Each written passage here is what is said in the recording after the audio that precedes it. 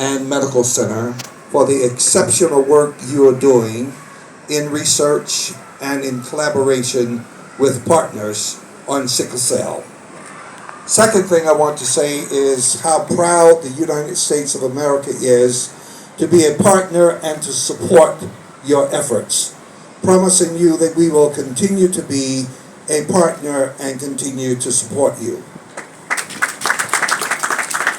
The third thing I want to say is to set the scene for why it is critically important for us to move forward in a united and global effort to address sickle cell.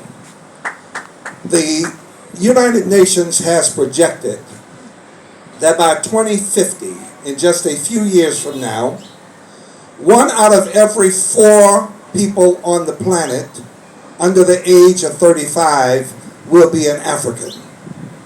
That means that 1/4 of the world's young population will be on the African continent.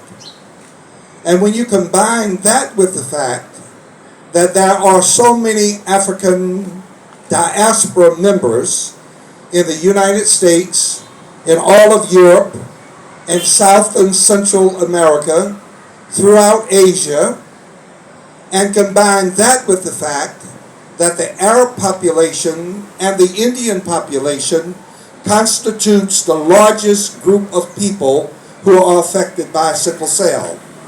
The reality is that the world's population, the globe's population, will be a population that requires us to pay close attention to sickle cell treatment, to being able to mitigate against the growing number of cases for sickle cell by being able to identify people with the trait, and to be able to make sure that people with the trait are treated at the early stages of infancy and that they are treated throughout the rest of their lives. Which then means that it is important for us to remind pharmaceutical companies that they have a responsibility, indeed an obligation, to make sure that the cost of medication is low enough, inexpensive enough, that everybody can afford it. The time is right for us to have a global campaign on raising to the highest level education and awareness about sickle cell disease. I have proposed, and I will continue to propose, that Tanzania is blessed to have a former president like President Kikwete, who can easily become the global voice for addressing sickle cell. He has a family member who has passed away because of sickle cell. So there's a personal passion that he could bring to the fight on sickle cell. He has an international and globally respected voice and personality. And I am willing to commit my personal energy and enthusiasm to make sure that if we start this global battle, we will be able to win this global battle, and we will be able to address sickle cell in such a way that all of the world would know that treating sickle cell anemia, paying attention to sickle cell, will make the entire world a better place to live. Recap the 3 parts. Thank you for the exceptional work you're doing. The U.S. will always be your partner. The time is now for us to make this a global concern. Thank you so much. Thank you.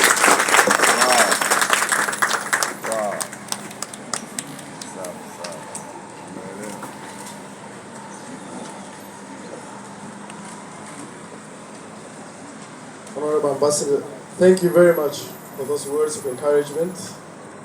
We truly value your commitment. We have knocked on your doors before, and you welcomed us. We had discussions, and whenever we needed your participation in fora, including United Nations side events, you were there. And today, you have again demonstrated your passion for sickle cell by being with us physically. We cannot thank you enough. 20 years ago, when the situation with HIV was really, really bad, we remember President Bush initiated a PEPFAR. It changed everything. We are dreaming of the same thing for sickle cell. Now that we've brought HIV to epidemiologic control, we hope we hope that resources can now be channeled. With your leadership and the advice you've given to engage President Pete, we believe that we can realize this dream. In front of you, as introduced, there are champions, children, colleagues, friends who live with sickle cell disease. They've been very strong members of the effort. So I'm glad that you're here.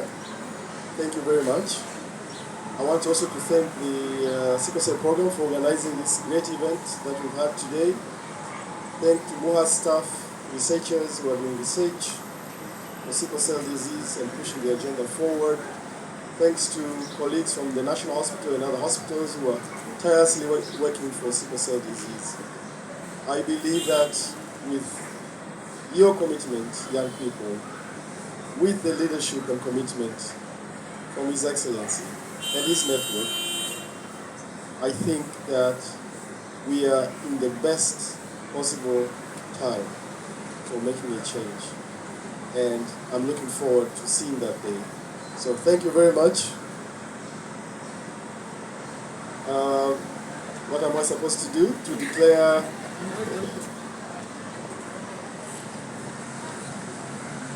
yes. So I'm told Professor Wakani has been online, and I think she can speak. Hopefully we can hear her. So Professor Wakani, karibu.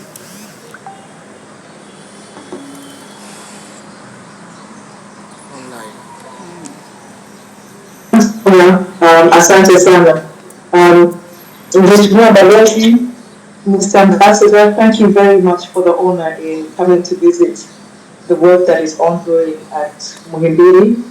This is work that has been done by many, many people over many, many years. When we started this work over 21 years ago, we started the work on a platform that already existed. So the credit really is to the many people who have been working for a long time. We appreciate the comments from Dr. The head of the CDC Tanzania, Dr. Mahesh, in exploring ways that we can integrate and learn from HIV platforms and HIV initiatives. We also acknowledge and appreciate the suggestion and your commitments to using your voice, using your platform to raise awareness at global level on sickle cell disease. We have communicated with the Office of